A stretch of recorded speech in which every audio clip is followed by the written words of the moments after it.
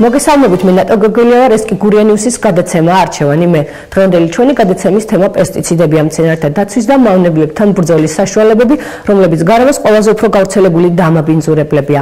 ამჟამად პესტიციდებს მიეკუთვნება 1000-ზე მეტი ნაერთი, რომლებიც სხვადასხვა ქიმიურ კლასს წარმოადგენენ. საბჭოთა პერიოდიდან, როცა პესტიციდების უკონტროლო მოხმარების ბუმი იდგა, მემკვიდრეობად გვერგო სხვადასხვა პესტიციდები დამინძურებული სასოფლო-სამეურნეო სავარგულების უზარმაზარი ტერიტორიები, გრუნტის წყლები, წყალსატევები და ასე შემდეგ. საკუთარი პროდუქტების ხარისხის მთავარი მაჩვენებელი მასში პესტიციდების დონეა. ამ პროდუქტში კი ისეთი ქიმიური ნივთიერების აღმოჩენა შეიძლება, რომლის ხმარება რამდენიმე ათეული წლის წინ აიკრძალა, თუმცა მათი მდგრადი თვისებების გამო ნიადაგსა და წყალს დღესაც აბინძურებს. როცა მოდიოდა პესტიციდები, იყო საწყობება ხდებოდა ნიგოიჩი, სადაც იყო შხამქიმიადების მთავარი საწყობი. სადაც იგი ექვემდებარებოდა ყველანი წელს მისი დაწყობა, სტელაჟებზე იყო დაწყობილი, ხდებოდა კონტროლი და აქედან მიდიოდა მოთხოვნის მიხედვით გულის ყველა რეგიონში ჩოხატაური, მოზურგეთი და ლანჩხუთი. ისე გატანახდებოდა მოთხოვნის მიხედვით ყველა რეგიონიდან და გაჟონვა როგორც ასეთი ხო, შეიძლება და გამოეწვია ამას ნიადაგის არწყვის. არ დაფიქსირებულა დროს.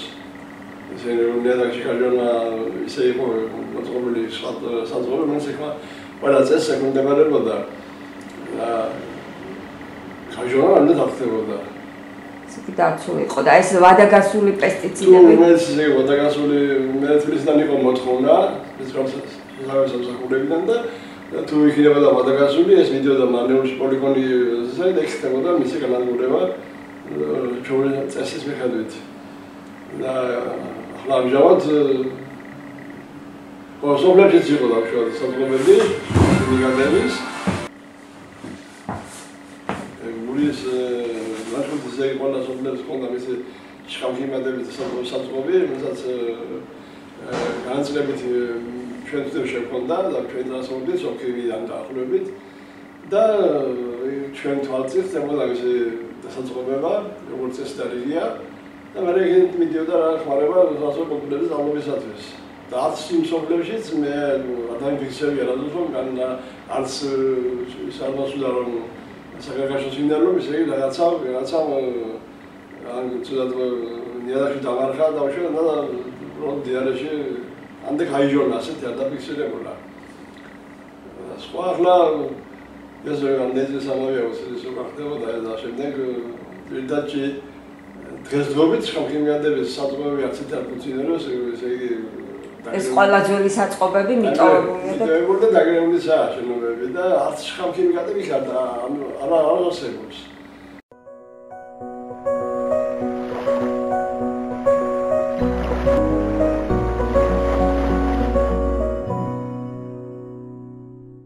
ვადაგასული პესტიციდები საბჭოთა ქვეყნების, მათ შორის საქართველოს ისტორიული მწვავე პრობლემაა. შესაბამისად, გურიაშიც ათასობით ტონა შხამქიმიკატი შემოდიოდა, რომელიც თითქმის ყველა დიდ სოფელში საწყობდებოდა.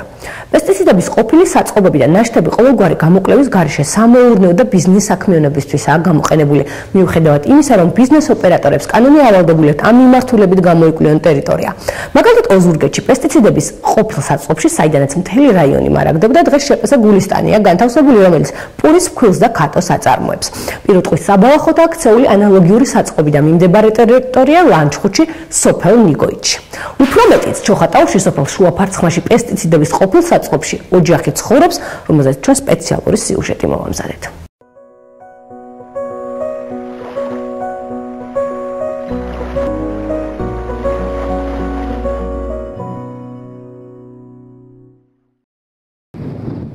მაკაბერძენიშვილის სოფელ შუაფარცხმაში პესტიციდების მიტოვებულ საწყობში მეუღლესთან და მცირე წყლოვან შვილთან ერთად ცხოვრობს. იცის, რომ იქ ცხოვრება უსაფრთხო არაა, თუმცა ამბობს, რომ სხვა გამოსავალი არ აქვს. და არ ქონდა მიწა ფაქტიურად სამოსახლო მიწა არ ქონდა ჩვენ და საბჭოს თავმჯდომარე იყო რაჯინჭარაძე და თხოვეთ იმას, რომ სამოსახლო მიწა მოეცა და მარტო იყო ეს კედელი ასაშენებული. მე ჩვენ ახლა ნაძვები ყავთ მოვჭერით. რაღაცაში წით ახურებს უმანაც შიფერი მოგვაწოდა საჭოქა. ეს საწყობის ადგილია ზუსტად და კედლებიც კი საწყობისია? კი. ეს იყო აი სახლის ბოლო კედელი ასე არის. ჩვენი ეზო არა უკან. დიახ. წინა არის, რა ხედავთ, ასე არის წინა ეზო ეს. არიან. გვიყვება რომ ტერიტორია არავის შეუმოწმებია და მხოლოდ ის უთხრეს რომ ადრე ქიმიური ნივთიერებები ინახებოდა. ამბობს რომ უსაფრთხოების მიზნით ეზოში მხოლოდ მიწა დაყარეს. შემოწმებული ახლა მოსაყვანად ანუ მე მიწა დავყარეთ და რაღაცა რომ ეს ბოსტნისთვის რამე ისე ვითხრეს რომ არ შეიძლება რაღაცა შხამქიმიკატები და ეს იყო ამ ეზოში. და ცისტენები და ისინი ყომოდა და მარხოდი. ბერძენიშვილების საცხოვრებელის და კარმიდამოს მსგავსად დღემდე არავის შეუმოწმებია სკოლა და ეზო, რომელიც რამდენიმე მეტრში მდებარეობს და სადაც დღემდე შემორჩენილია საწყობის ნანგრევები. სკოლის დირექტორს ამ თემაზე კამერასთან საუბარი არ სურს და მხოლოდ იმას ამბობს, რომ საშიში არაფერია. განსხვავებული მოსაზრება აქვს გამგებლის წარმომადგენელ შუაფარცხლის თემში, რომელიც საბჭოთა კავშირის დროს სოფლის მთავარი აგრონომი იყო.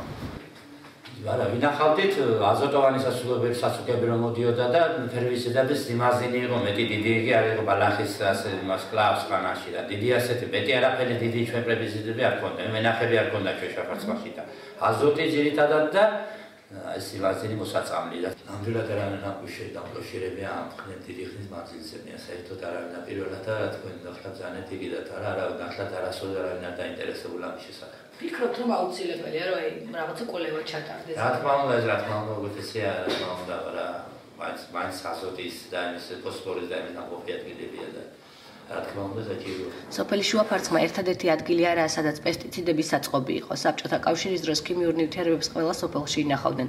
შესაბამისად დღეს ყველა სოფელში ინახავდნენ მსგავს ადგილს, ზოგან სასაფლაოა, ზოგან ყანები, ზოგანაც სახლები.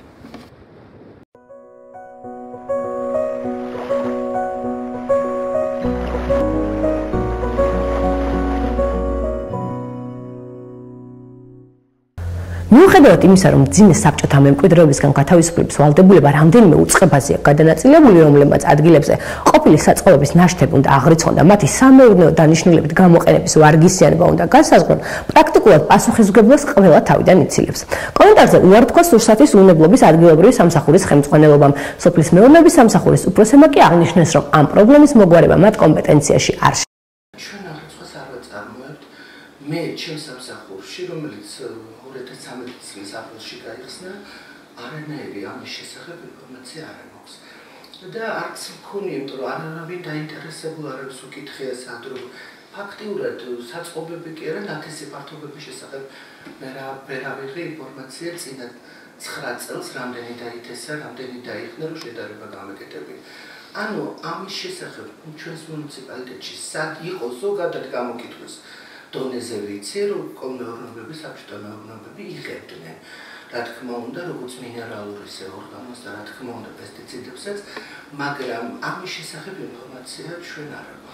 არ გაინტერესებთ, აი დღეს რა მდგომარეობა, იქ არსებული თქვა, იქნებ ყანებია, იქნება ყანები არსად არ არის. ყანები არ ვიცი ზოგადად რომ არ არის, იმიტომ რომ მიწის პრივატიზაცია როცა მოხდა 92 წელს, 92 წლიდან ფაქტიურად სახელმწიფოს სასუქი არსად არ შეუტანია.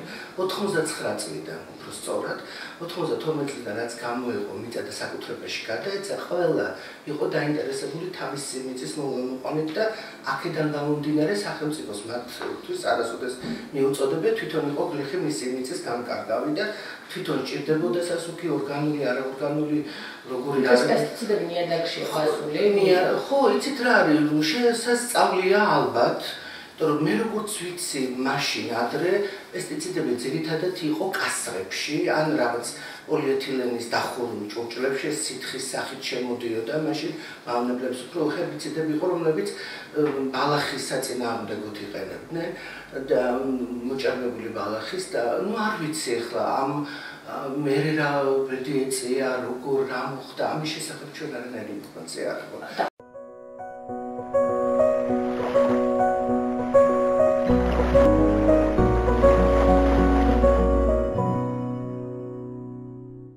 პრობლემის სიმწვავის გამო საკითხი გურიის სტრატეგიული განვითარების გეგმაშიც მოხდა, რომელზეც წლების განმავლობაში მუშაობდნენ და მაშინ მხოლოდ ის ჩაწერეს, რომ პესტიციდების მიტოვებული საწყობების შესახებ ინფორმაცია არ აქვთ. რაიცის ამასთან დაკავშირებით გურიის გუბერნატორმა, რომელიც სამხარეო საკონსტიტუციო საბჭოს თავმჯდომარეა და პასუხისმგებელია გეგმის განხორციელებაზე, თუ როგორ აპირებენ ამ პრობლემის მოგვარებას იმ ფონზე, როცა ყველგან ხვდება, რომ პესტიციდების მიტოვებული საწყობების სახიფათოა. ამ კითხვაზე პასუხის მიღებას გია სალუქვაძისგან შევეცდებით, რომელიც ეთერში Skype-ში გვერდება.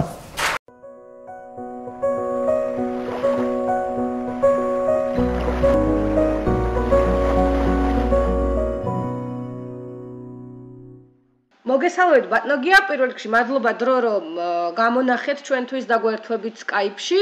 ჩვენ საუბრობთ პესტიციდებზე, უბრალოდ იმ მიტოვებულ საწყობებზე, რომელშიც პესტიციდები ინახებოდა გურიის სტრატეგიული განვითარების გეგმაში, რომელიც 7 წლიან პერიოდს მოიცავს, აღნიშნულია, რომ არ არსებობს ინფორმაცია იმისა, თუ სად არსებობდა ეს საწყობები, დღეს რა მდგომარეობაშია.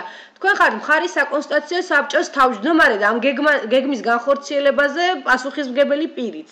რა ინფორმაცია გაქვთ ამასთან დაკავშირებით და იმ დროის განმავლობაში, რაც თქვენ ხელმძღვანელობთ ამ საბჭოს, თუ იქნა მოძიებული ამ კუთხით და კონკრეტული სამუშაოები თუ ჩატარდა? გეთანხმებით, ასეთი ჩანაწერი არსებობს იმასთან დაკავშირებით, რომ როცა ეს სტრატეგიული გეგმა მუშავდებოდა, ასეთი არსებობა არ დასტურდებოდა. მე არ გამოვრიცხავ, რომ არის და იქნებოდა მოგესალმებით საბჭოთა კავშირის პერიოდში, საბჭოთა მეურნეობებსა და კოლმეურნეობებში შედიოდა ძირითადად გვარჯილის სახით ეს პესტიციდები, სასუქი და ასეთი საწყობებიც არსებობს. იმ პერიოდში არსებობდა.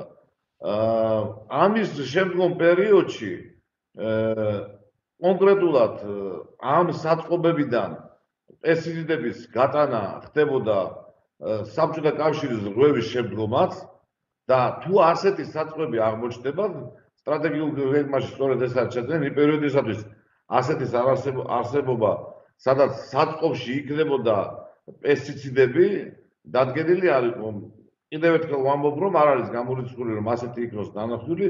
ჩვენ სწორედ ჩემი მოსვლის შემდგომ ჩავატარეთ ინვენტარიზაცია იმ შენობა ნაგებობების, რომლებიც არის როგორც კერძო პირების მფლობელობაში, ასევე სახელმწიფო მფლობელობაში და მოთხოვნის შესაბამისად ზოგი ეკონომიკის სამინისტრომ გადმოგვეცა, ეს არის ყოფილი კოლმეურნეობების სხვადასხვა ნაგებობები, რომლებიც იმ პერიოდში არსებობდა, ის ზოგი გასხვისდა და ჩვენ ასეთი ინფორმაცია მოგესალმებით ან იჯარით გაცემის ან აუქციონზე გატანის წინ მოწმდება შენობა და ასეთი ჯერჯერობით დადგენილი არ არის. ბატონგია, თქვენც მეთანხმებით და ამბობთ, რომ არ არსებობს ინფორმაცია. თქვენ რას აკეთებთ იმისთვის, რომ ეს ინფორმაცია იყოს მოძიებული? თუ გაქვთ კონკრეტულ სამსახურებთან ურთიერთობა, რომ კონდეთ მინიმუმ ინფორმაციის დონეზე თუ კონკრეტულად სად იყო ეს საწყობები.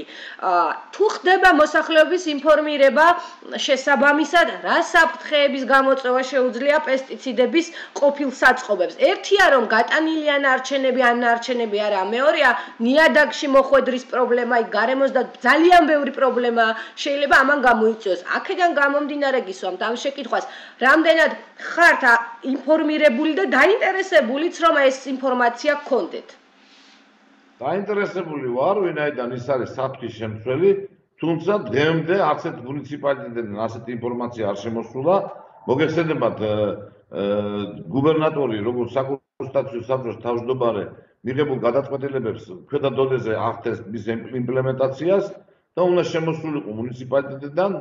მე ვაძლევ თანხმობას იმ შენობა ნაგებობების გადაცემაზე, სადაც შესაძლებელია გასხვისება სხვა ან ადაპტირება ამ შენობის სხვა მიზნით გამოყენებისათვის. ასეთი ჯერჯერობით არ შემოსულა.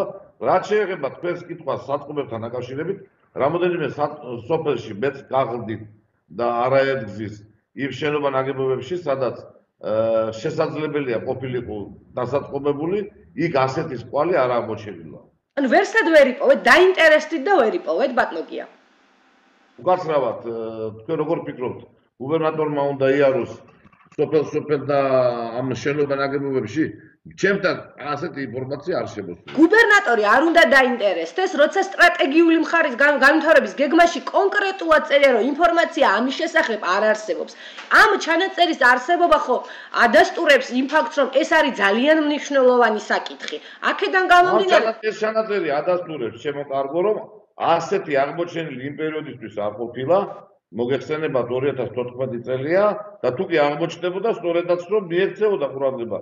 დღემდე ჩემთვის ცნობილი არ არის, არც ერთ მუნიციპალიტეტს არ გადმოუწია. მაგალითად იყო ასეთი შემთხვევა, როცა ქლორის ბალონები იყო აღმოჩენილი ჩოხატაურში, ოზურგეთში და ყისიერი რეაგირება მოხდა. იმ ბალონებისათვის და ჯანმრთელობისათვის საშიშ ამ თემებს მაქსიმალური ყურადღება ექცევა როგორც ჩვენი, ისე მუნიციპალიტეტის მხრიდან. ეს ციტირები ამ პირდაპირ წერია თეთრზე შავით, რომ აღმოჩენილი არ არის სტრატეგიული განვითარების გეგმაში იწერება ყველა პოზიცია და ასეთი აღმოჩენის შემთხვევაში, რა თქმა უნდა, ჩვენ მივაქცევთ ყურადღებას. აი თქვენ რაც ვერ აღმოჩნეთ და ვიღაცამ არ დაინტერესდა, ვიპოვეთ ჩვენ მაგალითად ჩოხატაურის მუნიციპალიტეტის სოფელ შუაფარცხმაში პესტიციდების ყოფილ საწყობში დღეს ოჯახი ცხოვრობს. ეს საწყობი მდებარეობს სკოლის გვერდით. ოზურგეთში პესტიციდების ყოფილი საწყობის ტერიტორიაზე განთავსებულია გულისტანის ქარხანა. ეს ინფორმაცია იცით და ამ კუთხით კვლევა არის გაკეთებული თქვენამდე მოსულია ან თქვენ დაინტერესდა? გულისტანის ქარხანა რომ არის განთავსებული და ასეთი უამრავი საწყობები არსებობდა, მე გითხარით კიდევ რომ ყველა კოლმეურნეობაში, საბჭოთა მეურნეობებში ყველგან იყო ასეთი საწყობები. ეს ციტირების საშიშია მაშინ, როცა ის არსებობს ან გაჟონილია მიწაში. თუ კი ასეთი არ არსებობს და ის იყო ტომარებში და ასეთი არ არსებობს, იმ ადგილას, სადაც აშენებულია საწარმო, სადაც ბუნებაში არ არსებობს ასეთი ასე ვთქვათ, პესტიციდი, იქ საში არაფერია. ვინმეს მიწა აქვს შემოწმებული? ბატონო? არის შემოწმებული, აი შეგიძლიათ დაზუსტებით გითხრათ. გულისტანის ქარხანა აშენებულია 10 წლის წინ, თუ არ ვცდები. ჯერ კიდევ არ ვიცი, ალბათ 2000-იან წლებში, თუ არ ვცდები, შეიძლება მეშინებოდეს. როცა ეს მისი გასხვისება მოხდებოდა, რა თქმა უნდა, იქნებოდა შემოწმებული წინააღმდეგ შემთხვევაში არც მშენებლობის დემართვა და არც რაიმე რეკონსტრუქციის დემართვა არ იქნებოდა. აი მაგალითად შუაფარცხმაში, სადაც არანაირი შემოწმება არ ჩატარებულა ამ დრომდე. შუაფარცხმაში, სადაც დღეს ოჯახი ცხოვრობს. შუაფარცხმა, გადავდივარ მეორე საკითხზე. ერთია რომ არსებობს შენობა, სადაც შესაძლებელია იყოს საწყობი და იქ არაფერი აღარ არსებობს და საშიშ არაფერია. მეორე ძალიან მნიშვნელოვანი თემა და მე ამას დღესვე დავინტერესდები, შუაფარცხმაში ყოფილ საწყობში თუ ცხოვრობს და როდიდან ცხოვრობს და არის თუ არა იქ ასეთი პესტიციდები დღესაც, ამით დავინტერესდები რა თქმა უნდა, თუმცა მუნიციპალიტეტს ვინ მისცა ნებართვა დაუშვათ, როდის შესახდა ეს ყველაფერი გასარკვევია და თუ შეასახლეს ისეთ გარემოში, სადაც შესაძლებელია იყოს სიცოცხლის საშიში ნივთიერება. და რაც შეეხება უშუალოდ გეგმას რო დავუბრუნდეთ, კონკრეტული თარიღით შეგიძლიათ თუ არა გითხრათ, როდის შეიძლება მოხერხდეს ზუსტი აღრიცხვა და არსებობდეს მონაცემები, ბაზა, რომელიც ჩვენ მოგცემს იმის საშუალებას გავიგოთ კონკრეტულად რომელ სოფელში რა ადგილზე იყო პესტიციდების საწყობები. ამ ბაზის შედგენას თუ აპირებთ. ეს გეგმა მოგესწრება 7 წლიანია და 2021 წელს მოიცავს. იმისათვის რომ ჩვენ დავადგინოთ კონკრეტული ტერიტორიებზე არსებული ყოფილი საწყობები, ეს ცოტა რთულია მინდა გითხრათ, იმიტომ რომ ასეთი აღრიცხვა არ არსებობს. აროდ კერძო მესაკუთრეების ხელში არის ძალიან ბევრი ქონება, რომელიც გადაცემული ქონდათ ყოველგვარი ვალდებულებების გარეშე, ხშირ შემთხვევაში 90%. ჩემი ოფისიდან თანამშრომლებმა მიაკვლიეს და გადაღებული მაქვს სურათები და მე ამაზე პრესკონფერენცია ჩავატარე. ძალიან რთულად, მაგრამ მიმდინარეობს ამ მეპატრონებთან დაკავშირება და ქალაქის და დაბის იერსახის მოწესრიგების მიზნით მითითება, რომ ეს დაგეგმებები იქნეს გატანილი, რომელიც დაბის ხშირ შემთხვევაში მაპატიეთ და საამშენებლო ნაგვის და მასალის სიძველისაგან შეიძლება დაინგრეს. და აქედან გამომდინარე ბატონო, სიძველე ერთია და პესტიციდების ყოფილი საწყობებიც მეცნიერულად დადასტურებულია, რომ სიცოცხლისთვის საშიშია, შეიძლება დღეს და ხვალ არ იყოს რაღაცას კონკრეტულის გამომწვევი და სიკვდილიანობა არ მოიტანოს, თუმცა 10-15 წლის შემდეგ ეს შედეგებს როგორც სპეციალისტები ამბობენ, აუცილებლად გამოიღებს და შესაბამისად გვაინტერესებს და ამიტომ ვარ დაინტერესებული, რომ იქნებ რაღაც პერიოდის განმავლობაში კონდეს მონაცემები მის შესახებ თუ სად იყო პესტიციდების საწყობი, რა მდგომარეობა დღეს იქ? აბსოლუტურად გეთანხმებით, ნატო ნებისმიერი შხამქიმიკატი სიცოცხლისათვის საშიშია, მით უმეტეს თუ მან შეიძლება პირდაპირ ზეგავლენა არ მოახდინოს, მაგრამ გაჟონილი ნიადაგში ის ხდება უფრო მეტად საშიში, ვინაიდან შესაძლებელია მოხდეს რომელიმე მცენარის და კულტურის გაშენება და იქიდან მოხდეს ადამიანის ასე ვთქვათ, დაავადება. იცით, ასეთი მონაცემები პირდაპირ გეტყვით, რომ დაახლოებით 40 წლის წინ, როცა არსებობდა 26-27 წლის წინ, ბოლო პერიოდს ვიღებ, კოლმეურნეობების ტერიტორიებზე სად ინახებოდა ასეთი პესტიციდები, ჩვენთვის ცნობილი არ არის. ეს ვიცით, რომ ცნობილი არ არის, ზუსტად ამის გაგება გვინდა. გახდება თუ არა თქვენთვის ცნობილი და იქნება თუ არა ეს საკითხი თქვენი ინტერესის სფერო? ხო, აი რომ გავაგრძელებ ჩემს ასე ვთქვათ დაწყებულ თემას, იმისათვის რომ დადგინდეს, სად არსებობდა ეს, ასეთი ადგილები მონიშნული არ არის. ასეთ ადგილებზე შეიძლება, აი როგორც თქვენ ბრძანეთ, გულისტანის ქარხანა იყოს აშენებული, სხვაგან შეიძლება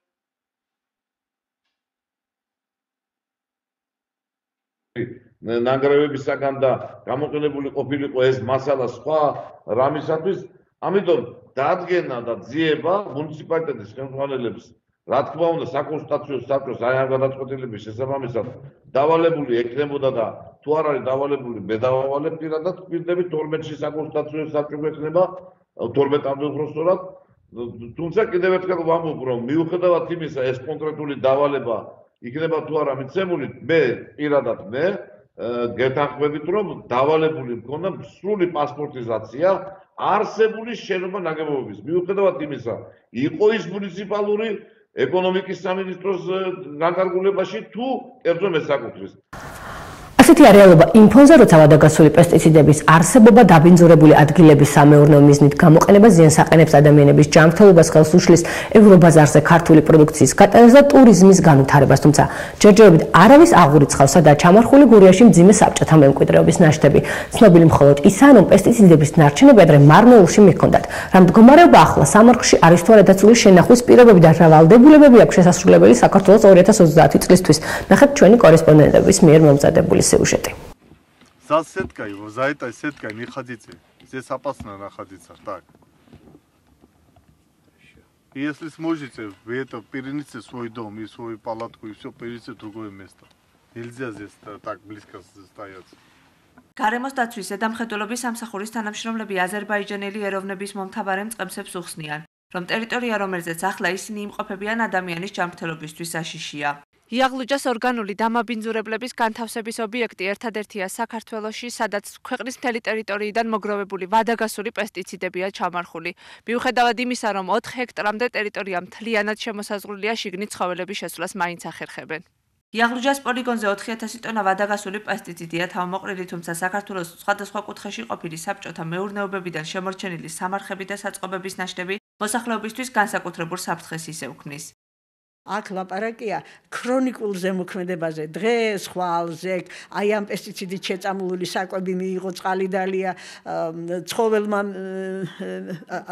უთავბოლოდ მიყრილ მოყრილი ცხოველმა ალოკა, ან ის ჭურჭელი გამოიყენეს, რაშიაც პესტიციდი იყო და ასე შემდეგ, ეს იწევს ძალიან რთულ მოვლენებს, არ არის გამორიცხული ავთვისებიანი სიმსივნეების განვითარება, სხვადასხვა ქრონიკული დაზიანებით და რაც მთავარი თაობაზე მოქმედებს უდად. ევროკავშირის ასოცირების ხელშეკრულებით ნაკისრი ვალდებულებების მიხედვით, ვადაგასული პესტიციდები ქვეყანაში 2030 წლისთვის აღარ უნდა იყოს. პრობლემის მოგვარება რამდენიმე უწყებაზეა გადანაწილებული, თუმცა დღემდე მხოლოდ ყველაზე მწვავე წერტილებია გამოვლენილი.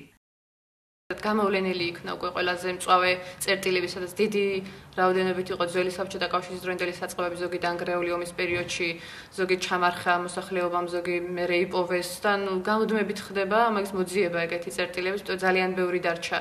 რა უნდა გაკეთდეს საქართველოში ვადაგასული ქიმიური ნარჩენების გასანადგურებლად ეს 2016-2030 წლების ეროვნულ სტრატეგიასა და 2016-20 წლების ეროვნულ სამოქმედო გეგმაშია გაწერილი. თუმცა არასამთავრობო ორგანიზაციების წარმომადგენელთა აზრით, საქართველოს ნაკისრი ვალდებულებების შესრულება აღნიშნულ ვადებში გაუჭირდება. არაერთი პირი, რომელიც ამ სფეროში არის ჩართული, ჩახედული სხვადასხვა პროგრამების მეშვეობით მონაწილეობს, პირდაპირ განგაშის ზარს ცემს, რომ აქ არის ძალიან ცუდი მდგომარეობა. არა ვარ დარწმუნებული, რომ 2020 წელს ამოქმედდება. პრობლემის საბოლოოდ გადასაწყვეტად ქვეყანამ ისტორიული დაბინძურების კერების რეაბილიტაცია უახლოეს მომავალში უნდა დაიწყოს. რა საფრთხებზე საუბრობენ ტოქსიკოლოგები, რატომ არის მიტოვებული საწყობის ტერიტორია ადამიანის ჯანმრთელობისთვის საშიში, რაც გამოიწვევს პესტიციდების ნარჩენებით მოწამვლა. ამ საკითხებზე გურია ნიუსთან შრომის მედიცინისა და ეკოლოგიის სამეცნიერო ინსტიტუტის ტოქსიკოლოგიური დეპარტამენტის ხელმძღვანელი მედიცინის დოქტორი ინგა ღვინერია ისაუბრებს. რა საფრთხეს ქმნის ვადაგასული პესტიციდები, ასევე დოზის გარეშე მისი გამოყენება ადამიანის ჯანმრთელობისთვის, ამაზე რომ გვესაუბროთ და რამდენად კონტროლდება პესტიციდების შემოტანა ქვეყანაში. მოგახსენებთ, რომ მცენარეთა დაცვის ქიმიური საშუალებები დღესდღეობით აუცილებელი პირობაა იმისთვის, რომ ჩვენ მივიღოთ ნორმალური მოსავალი. ესე იგი, ვერ ვიტყვით პესტიციდებზე ვარს, არა მარტო რომელიმე ქვეყანა, არამედ მსოფლიოში აღიარებულია, რომ პესტიციდი უნდა იქნას გამოყენებული. ეს ერთი მხარე. მაგრამ ამ მხარეს აქვს თავისი მეორე და მესამე და ასე შემდეგ მხარეები, როგორ უნდა გამოვიყენოთ პესტიციდი, რო არ დაავაზიანოთ არც გარემო და რაც მთავარია, არ დაავაზიანოთ ადამიანის ჯანმრთელობა. მას უნდა გონივრული გამოყენება. რისი პრაქტიკაც ჩვენთან ნაკლებად არის.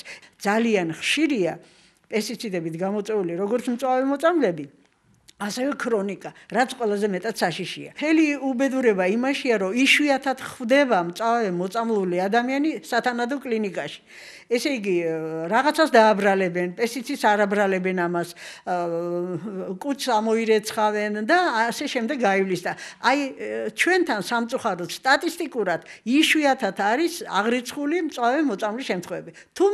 თუმცა ამ მწვავე მოწამვლის შემთხვევებს ჩვენს სხვადასხვა რეგიონში, სადაც ინტენსიურად ხდება მათი გამოყენება, ნამდვილად ადგილი აქვს. აქ მეორე ფაქტორიც მოქმედებს. აქ სამედიცინო ასპექტით მინდა ვთქვა, რომ ან თავს იკავებენ არ მიდიან ექიმთან, ან და ექიმთან მისულები უკვე ზოგადი ინტოქსიკაციის ფონით მკურნალობენ და არაჩვენებენ იმ პესტიციდის ეტიკეტს, რაზედაც წერია. ყველა ნივთიერება, რომელიც აი ამ იმაში არის, თავისი თვისებები გააჩნია. ზოგი ცენტრალურ ნერვულ სისტემაზე მოქმედებს, ზოგი კუჭნაწლავის გაღიზიანებას იწვევს, ზოგი შინაგან ორგანოებზე მოქმედებს და ასე შემდეგ და ასე შემდეგ. არც ექიმები არიან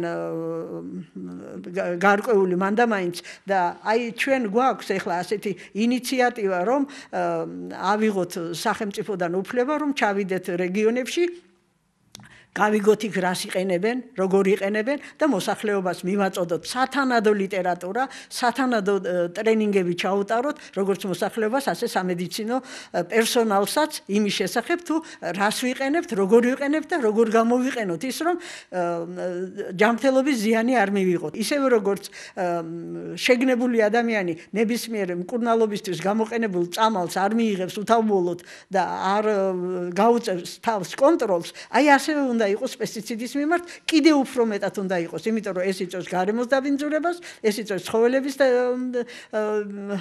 უარყოფით ნეგატიურ ზემოქმედებას და რაც მთავარია, ეს მოქმედებს ადამიანზე. საბჭოთა კავშირის პერიოდში ამ ყველაფერს ამოწმებდნენ. ეხლა თუ მიმდინარეობს ამის შემოწმება. შემოსული პესტიციდის განსაზღვრის მეთოდიკა ათვისებული იყო და სათანადო ლაბორატორიები არსებობდა, რომლებსაც შეეძლოთ მათი შემოწმება. აი ეხლა დღეს ეს ცალკეულად ხდება.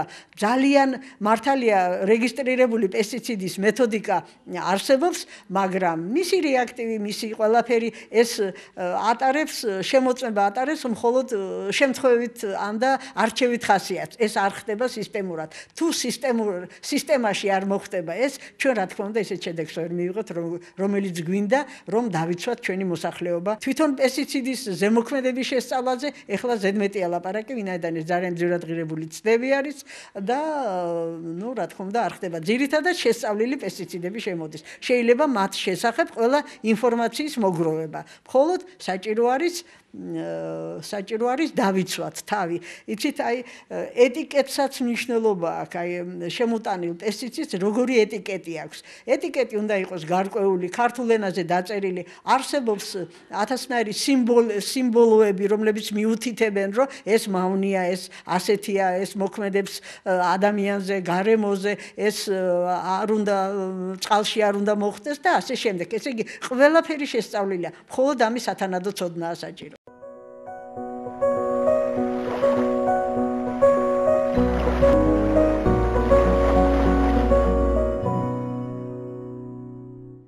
რა კონვენციებზეა მიბმული საქართველოს რა ვალდებულებები აქვს აღებული ქვეყანას პესტიციდების ნარჩენების დამუშავების გატანის განადგურების კუთხით ასრულებს თუ არა ქვეყანა ასოცირების შეთანხმებით ნაკის ვალდებულებებს დადგენილ ვადაში რა სამუშაო ამ დრომდე გაწეული აღრიცხულია თუ არა ყველა ის ადგილი სადაც სახიფათო ქიმიური ნარჩენები იყო გურიანი უსის სტუმარი გარემოს დაცვის სამინისტროს ნარჩენებისა და ქიმიური ნივთიერების მართვის სამსახურის მთავარი სპეციალისტი ანა ბერეჟიანია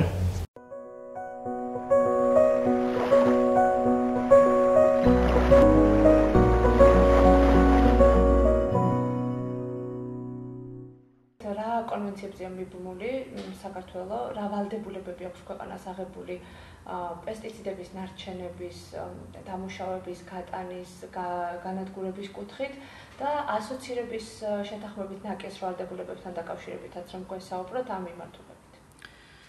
კონკრეტულად პესტიციდებს რომ ფარავდეს, მაგ კუთხით გარდა იმისა, რომ ასოცირების შეთანხმებაში გვაქვს ჩადებული ქიმიური ნივთიერებების მართვის ნაწილი, ასევე საქართველო არის როტერდამის და სტოკჰოლმის კონვენციების მხარე ქვეყანა. სტოკჰოლმის კონვენცია ზოგადად ფარავს მდგრადი ორგანული დამბინძურებლების მართვის საკითხებს და ამაში შედის ის პესტიციდები, რომლებიც წარმოადგენენ მდგრად ორგანულ დამბინძურებლებს და ჩვენი სამინისტრო წარმოადგენს ამ კონვენციის პარასხისგებელ ორგანოს. ასევე ჩვენი სამინისტრო სოფლის მეურნეობის სამინისტროსთან ერთად წარმოადგენს როტერდამის კონვენციის პასუხისმგებელ ორგანოს და როტერდამის კონვენცია გულისხმობს ცალკეულ საშიში ქიმიური ნივთიერებებითა და პესტიციდებით საერთაშორისო ვაჭრობის სფეროში წინასწარ დასაბუთებული თანხმობის პროცედურის იმპლემენტაციას ქვეყანაში. ანუ ზოგადად ჩვენი სამინისტრო არის პასუხისმგებელი ამ კონვენციის ქვეშ ინდუსტრიულ ქიმიურ ნივთიერებებზე, ხოლო სოფლის მეურნეობა გასცემს წინასწარ დასაბუთებულ თანხმობას პესტიციდების კუთხით. ასევე სტოკჰოლმის კონვენცია გულისხმობს მდგრადი ორგანული დამბინძურებლების ეროვნული სამოქმედო გეგმის შემუშავებას. ეროვნული სამოქმედო გეგმა ამ კონვენციის განხორციელების პირველი დამტკიცდა 2011 წელს და ამჟამად მიმდინარეობს ამ გეგმის განახლების პროცესი, ვინაიდან დაემატა კონვენციას 9 ახალი მდგრადი ორგანული დამბინძურებელი. შესაბამისად კონვენციის სამდივნომ საჭირო ჩათვალა, რომ მოხდეს ყველა ქვეყანაში, რომელიც არის ამ კონვენციის მხარე ქვეყანა, მოხდეს ამ სამოქმედო გეგმის განახლება. შესაბამისად ჩვენ ქვეყანაში შარშან დაიწყო პროექტი მდგრადი ორგანული დამბინძურებლების სამოქმედო გეგმის განახლების შესახებ. ამ პროექტის ფარგლებში განხორციელდა ხელახალი ინვენტარიზაცია პესტიციდების ახალი მოდების გათვალისწინებით, მოდებს გულისხმობს მდგრადი ორგანული დამბინძურებლების აბრევიატურა ასეთი. მოხდა ინვენტარიზაცია ხელახალი, მოხდა დაინტერესებულ მხარეებთან შეხვედრა, მხარეებთან, რომლებიც შეიძლება იყვნენ წყაროები ამ მოდების დაგროვებისა ქვეყანაში, ცნობიერების ამაღლების აქტივობები და ამჟამად მიმდინარეობს უკვე დაწყებულია პროცესი შემუშავების ახალი სამოქმედო გეგმის შემუშავების, რომლის მიღებასაც ვარაუდობთ უკვე მომავალი წლის დასაწყისში. თქვენ აღნიშნეთ, რომ ხელახალი ინვენტარიზაცია მოხდა. თუ შეგიძლიათ კონკრეტული ადგილები დაასახელოთ, რა სახის სამუშაო გაწია ამ შემთხვევაში სამინისტრომ და ინვენტარიზაციის ფარგლებში რა არის კიდევ დარჩენილი გასაკეთებელი. მანამდე ჩატარდა ძალიან რამდენიმე ეტაპად ქვეყნის მასშტაბით ინვენტარიზაციების სხვა პროექტების ფარგლებშიც. ერთ-ერთი პირველი პროექტის ფარგლებში UNDP-ის პროექტი იყო 2014 წელს მოხდა იაღლუჯას პოლიგონიდან 230 ტონა ვადაგასული პესტიციდის გატანა გასანადგურებლად ბელგიასა და საფრანგეთში. და შემდგომ წელს უკვე ახალი პროექტი იყო FAO ევროკავშირის პროექტი, რომლის ფარგლებშიც ასევე კიდევ ერთხელ განხორციელდა ინვენტარიზაცია ახალი ინფორმაციების დამატებით, იმიტომ რომ ეს მუდმივად განახლებადი პროცესი არის, ვინაიდან ხშირად მოსახლეობაში ხდება პოვნა მოძველებული პესტიციდების და შესაბამისად კიდე ახალი პარტია უკვე 208 ტონა ამჯერად იქნა გატანილი აპრილში კვლავ საზღვარგარეთ გასაუბრებელყოფად ამჯერად საფრანგეთში. თქვენ აღნიშნეთ, რომ მუდმივად არის ეს განახლებადი პროცესი. ხომ არ აპირებთ კიდევ გაქვთ თუ არა ადგილები საქართველოში, სადაც არის ეს პესტიციდები უკვე ამოსაყები? ყველაზე ძირითადი და მტკივნეული საკითხი ეს არის ჩვენი ისტორიული დაბინძურება, რომელზეც თქვენს მოგეხსენებათ იაღლუჯას პოლიგონი, სადაც 4 ჰექტარის ტერიტორიაზე ძალიან დიდი მასა არის თავმოყრილი, იმიტომ რაც მანამდე ჩატარდა პროექტები, ძირითადად გამოვლენილი იქნა უკვე ყველაზე მწვავე წერტილები, სადაც დიდი რაოდენობით იყო ძველი საბჭოთა კავშირის დროინდელი საწყობები, ზოგი დანგრეული ომის პერიოდში, ზოგი ჩამარხა მოსახლეობამ, ზოგი მერე იპოვეს და გამუდმებით ხდება მაგის მოძიება ეგეთი წერტილების, იმიტომ ძალიან ბევრი დარჩა და საბჭოთა კავშირის დროს იწარმოებოდა მართალია ჩვენ ქვეყანაში არა, მაგრამ შემოტანა ხდებოდა ამ ნივთიერებების შემცველი პესტიციდების. შესაბამისად გადატანილი იქნა ერთიანად იაღლუჯაზე, მაგრამ კვლავ ვარაუდობთ, რომ კიდევ შეიძლება აღმოჩენილი იქნას სადმე სხვაგან საწყობები, სადაც კვლავ იქნება მსგავსი ნივთიერებები აღმოჩენილი. შესაბამისად ამაში მოსახლეობის ჩართულობა არის ძალიან მნიშვნელოვანი. მოსახლეობამ უნდა იცოდეს, რომ როდესაც პოულობენ მსგავს ისტორიულ დაბინძურებას პასუხისგებლობა იქონიონ და აძოვებენ საძოვარზე მათ საქონელს, გადაყრიან, ჩაყრიან მდინარეში და გვაცნობონ ოფიციალურად სამინისტროს, აცნობონ სოფლის მეურნეობის სამინისტროს და ჩვენ შევძლებთ, რომ შემდგომი პროექტის დაგეგმვის ფარგლებში უკვე გავითვალისწინოთ ეს ისტორიული დაბინძურების ადგილები. რაც შეეხება ეგრეთ წოდებული კოლმეურნეობების ტერიტორიაზე არსებულ საწყობებს, სადაც ინახებოდა ეს პესტიციდები, ჩვენ გვაქვს რამდენიმე ადგილი ამ საწყობების ტერიტორიას იყენებს ადგილობრივი მოსახლეობა, ერთ-ერთ საწყობში არის საცხოვრებელი სახლი გაკეთებული და რამდენიმე ადამიანი ცხოვრობს იქ. ანუ გვაინტერესებს კონკრეტულად აი ასეთი ადგილებიდან თუ მოხდა ამ პესტიციდების ამოღება, ან თუ აპირებს სამინისტრო რაიმე ღონისძიების გატარებას და როდის გეგმავთ ამ ყველაფერს? ანუ მსგავსი ადგილებიდან, სახლებიდან და ასე შემდეგ მოხდა გატანა, მაგრამ იმათგან ვინც დაგვიკავშირდა და გვაცნობეს. შესაბამისად, ინვენტარიზაცია ბუნებრივია ლოგიკურად ჟღერს, რომ თითოეული სახლის ტერიტორიაზე ვერ შევა პროექტის მენეჯერი, რომელიც ინვენტარიზაციას ახორციელებს და ვერ შეამოწმებს თითოეულ სახლში, ხო არ არის შემთხვევით სადმე, იმიტომ ჩვენ დაგვიკავშირდნენ ძალიან ბევრი მოქალაქე, გვაცნობეს, ვიცოდით ასევე რაც უკვე კოლმეურნეობის საწყობი იყო ეს ბუნებრივია, ჩვენ თვითონაც ვიცოდით და შევედით, მაგრამ ძირითადად როდესაც მოსახლეობას ეხება, უნდა მოსახლეობამ გაათვითცნობიეროს, რომ ეს არის ძალიან დიდი საფრთხის შემცველი ნივთიერებები. არასამთავრობო ორგანიზაციას მწვანე ალტერნატივას აქვს ესეთი საჯარო პოლიტიკის ნარკვევი 2016 წლის აპრილში გამოქვეყნებული, სადაც აღნიშნული არის, რომ ერთ-ერთ მთავარ პრობლემას ქვეყანაში ყველა წარმოადგენს ინფორმაციის მოგროვების და დამუშავების სრულყოფილი სისტემის არ ქონაო და კონკრეტული პრობლემები არის ჩამოთვლილი, არ არსებობს სრული ინფორმაცია, რა საშიში ქიმიური ნარჩენები იწარმოება ან შემოდის, გადაიზიდება ქვეყანაში, შეგროვების ინფორმაცია არ არსებობს, სტატისტიკური მონაცემები და ასე შემდეგ. რა შეგიძლიათ ამ მიმართულებით რომ თქვათ?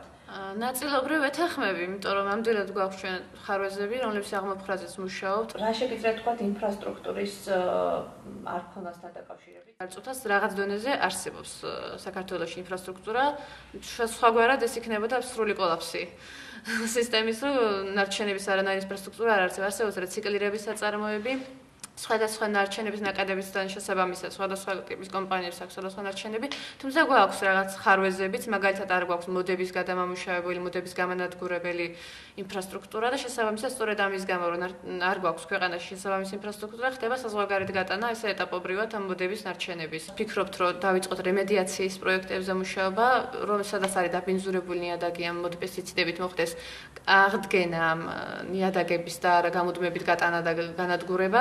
ანუ რემედიაციას უკვე ახალ ნაბიჯზე გადასვლა არის. პესტიციდების კუთხით ამჟამად უკვე რემედიაციის ღონისძიებების დაგეგმვაზე ვფიქრობთ, თუმცა ბუნებრივია, არ გამოურიცხავთ, რომ თუ კვლავ იქნება აღმოჩენილი პესტიციდების მარაგები, კვლავ დავიწყოთ საპროექტო წინადადების შემუშავება.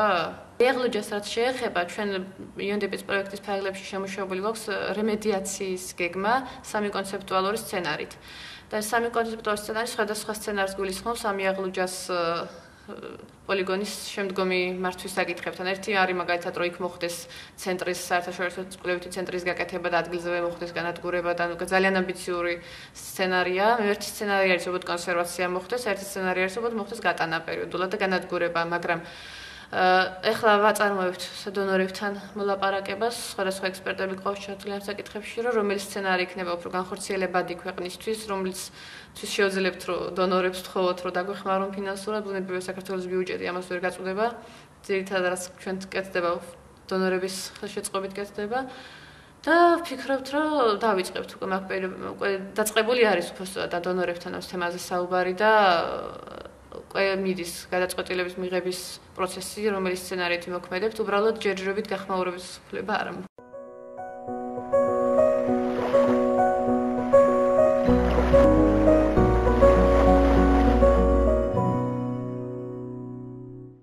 აი, ასეთი იყო ჩვენი დღევანდელი გადაცემა, რომელიც ძალიან მწვავე და მნიშვნელოვან პრობლემას მიეძღვნა, რომელზეც ჩვენ მომავალში ვისაუბრებთ, მომავალ შეხვედრამდე.